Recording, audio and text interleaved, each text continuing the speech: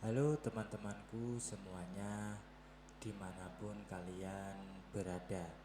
Semoga teman-teman selalu dalam keadaan yang sehat dan selalu dimudahkan dalam mencari rezeki.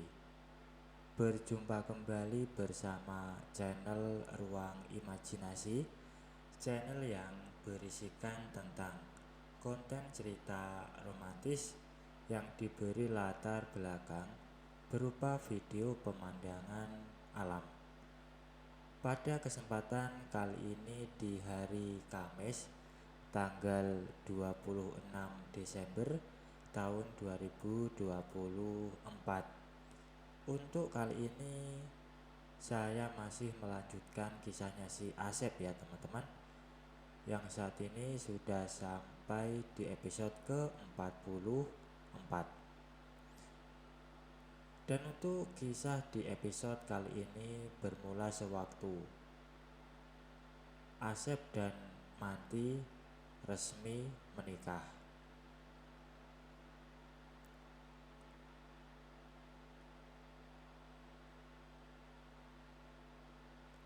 Dan setelah akad nikah itu selesai, maka Asep pun membawa Manti ke rumah yang telah ia beli.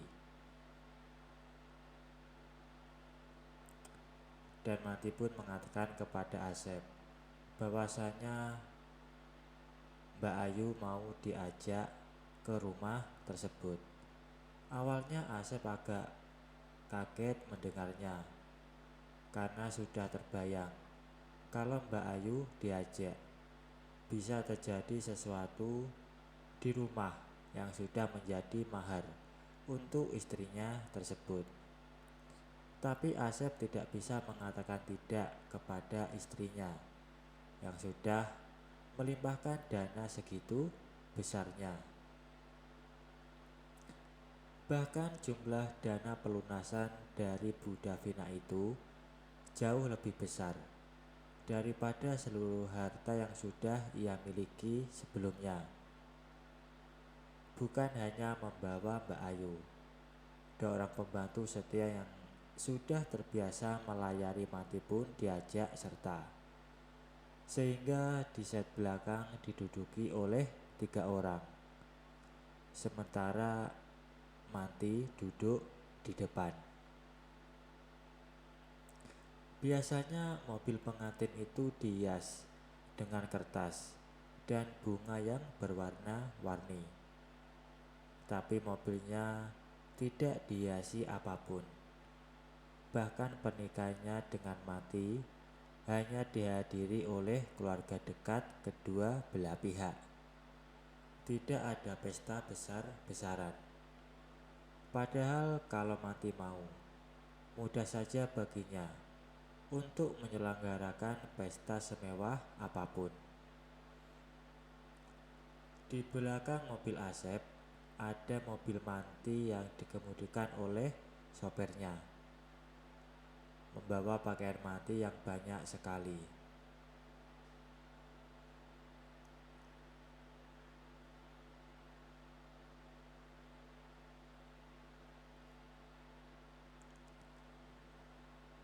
Lalu kenapa Asep menikah dengan Manti? Bukankah ia sudah berjanji untuk menikahi Gaby, Dea, Anggraini, Tina, dan Tini? Apakah karena Manti luar biasa takdirnya, sehingga Asep melupakan mereka semua? Dan Asep hanya mengikuti apa yang sudah tersurat dalam takdirnya. Memang Manti sudah sedemikian banyaknya mengalirkan dana padanya, tapi hal itu sebagai bukti betapa tulus Manti mencintai Asep.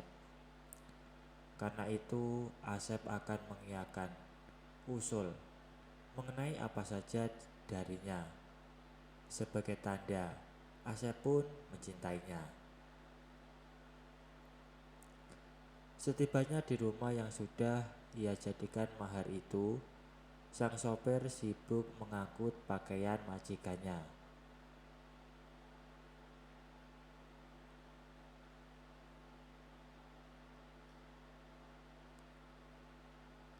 Sopir yang usianya sudah kepala 5 itu bernama Momon, dan Mati biasa memanggilnya Mang Momon. Sopir dan kedua pembukat bernama Eseh dan Yuyun itu mendapat kamar masing-masing di belakang, karena rumah itu memang besar sekali. Kamar utama diisi oleh Asep dan Mati, dan kamar di sampingnya diisi oleh Mbak Ayu. Dan disinilah masalahnya, bahwa Mbak Ayu diajak oleh Mati, karena sebelum Halim, Mbak Ayu akan tetap tinggal di rumah tersebut. Kalau sudah positif, barulah Mbak Ayu akan pulang ke rumahnya. Dan menurut pengakuan Mbak Ayu, semua itu sudah direstui oleh suaminya yang usianya sudah 68 tahun.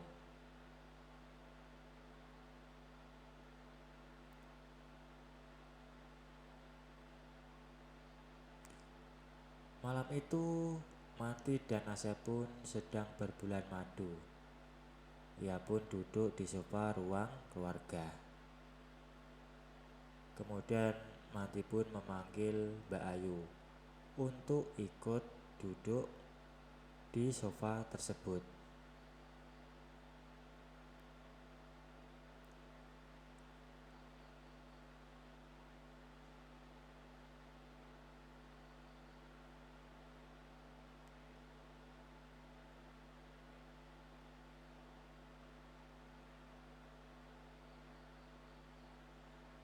Tidak lupa, Mbak Ayu pun membuatkan beberapa minuman untuk diminum pada malam itu.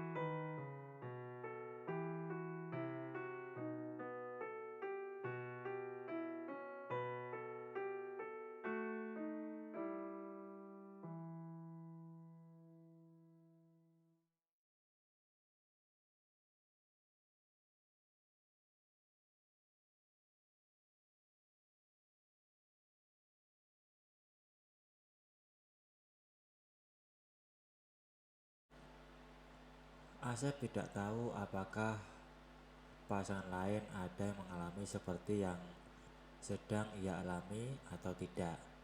Yang jelas, Asep benar-benar bahagia bisa melakukan dengan mereka berdua.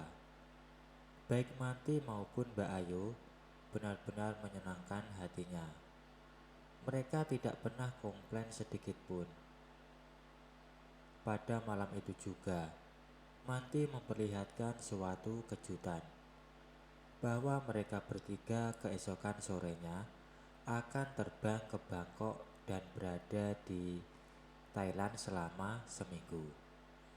Kemudian terbang ke Tokyo dan akan tinggal di Jepang selama seminggu. Setelah dari Jepang, mereka akan terbang ke Seoul dan akan tinggal di Korea Selatan selama seminggu juga. Dari Korea Selatan, mereka akan terbang ke Manila dan akan tinggal di Filipina selama seminggu juga. Semuanya sudah diatur oleh Biro Perjalanan Langganan Manti. Jadi mereka benar-benar berbulan madu dengan dua wanita bersama Asep. Dan beberapa minggu kemudian, saat itu Asep sedang berada di ruang kerja hotelnya. Berjam-jam Asep memantau perkembangan bursa saham yang belakangan ini sedang fluktuatif. Kadang naik sedikit, kadang turun drastis. Karena itu Asep tak ingin membeli saham baru. Mendingan istirahat dari bisnis yang sedang negatif itu. Padahal keuangannya sudah sangat kuat untuk menambah sahamnya sebanyak mungkin.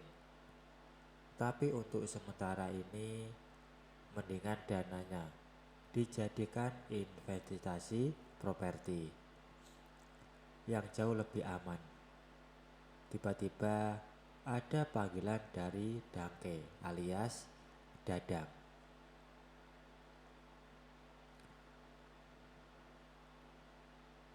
Dadang pun menanyakan tentang keberadaan Mami.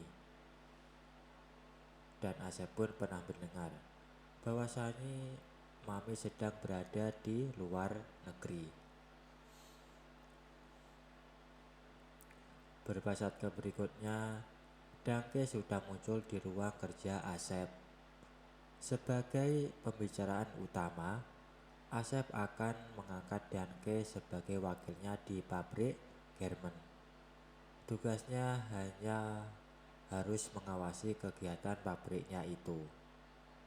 Dangke setuju dan menyatakan siap untuk mewakili Asep di pabrik garment tersebut.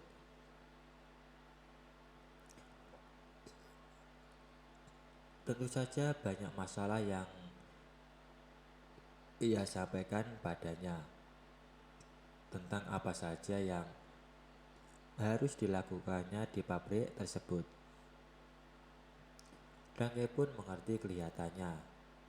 Setelah masalah penempatan Dangke di pabrik garment selesai, Dangke mulai membicarakan topik lain tentang mamanya yang berulah terus dan sebagainya.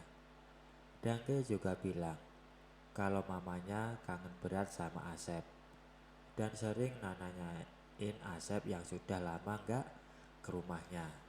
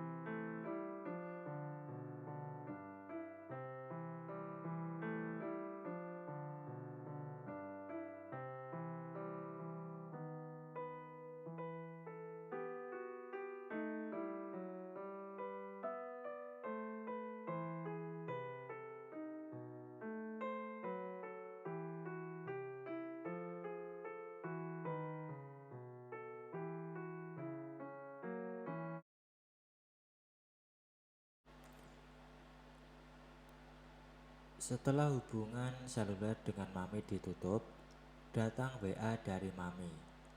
Isinya sederet nama wanita yang ingin bertemu dengan Asep. Berikut alamat tempat pertemuan dan hari beserta tanggalnya. Yang membuat Asep terkejut adalah nama wanita di deretan paling atas. Namanya Utami. Tempat pertemuannya di sebuah villa, berikut alamat lengkapnya. Yang membuatnya kaget, jadwal waktunya itu pas hari ini jam 7 malam. Ketika Asep melihat jam tangannya, sudah menunjukkan pukul 4 sore. Berarti 3 jam lagi Asep harus menemui wanita bernama Utami tersebut. Dan berarti ia takkan bisa menemui mamanya Dangke, yang biasa ia panggil Tante Pia. Lalu Asep pun membelokkan mobilnya menuju pelataran parkir sebuah rumah makan Sunda. Ia pun berharap semoga makanan favoritnya tersedia di rumah makan tersebut. Ternyata semuanya ada, tapi ia harus menunggu karena ada pesanan yang harus dibuat terlebih dahulu. Maka ketika ia sedang menunggu makanan dihidangkan, ia pun mengirim pesan kepada Dangke. Dan setelah makanan sudah dihidangkan oleh pelayan rumah makan, Asep pun mulai menyantap makanan pesanannya tersebut. Ia tak sekedar makan sore di rumah makan itu, tapi sengaja ingin menghabiskan waktu barang sejam di rumah makan tersebut. Makanya setelah selesai makan, Asep meminta kopi hitam tanpa gula ke pelayan rumah makan. Lalu ia duduk berlama-lama. Setelah jam tangannya menunjukkan pukul 6 sore, barulah Asep meninggalkan rumah makan itu, menuju ke alamat villa itu. Villa terletak di daerah yang sering dilanda banjir di daerah sekitarnya. Sebenarnya Asep kurang suka dengan daerah itu, tapi seingatnya villa-villa di sana terletak di ketinggian. Meski sedang dilanda banjir, mungkin villa-villanya tidak kebanjiran. Baik teman-teman, mungkin untuk cuplikan ceritanya saya akhiri sampai di sini. Kalau ada salah pengucapan maupun penulisan, saya minta maaf yang sebesar-besarnya. Semoga teman-teman dapat terhibur dengan cerita yang kali ini saya sajikan, dan nantikan kelanjutan ceritanya hanya di lain kesempatan. Saya ucapkan selamat beraktivitas ya, dan terima kasih.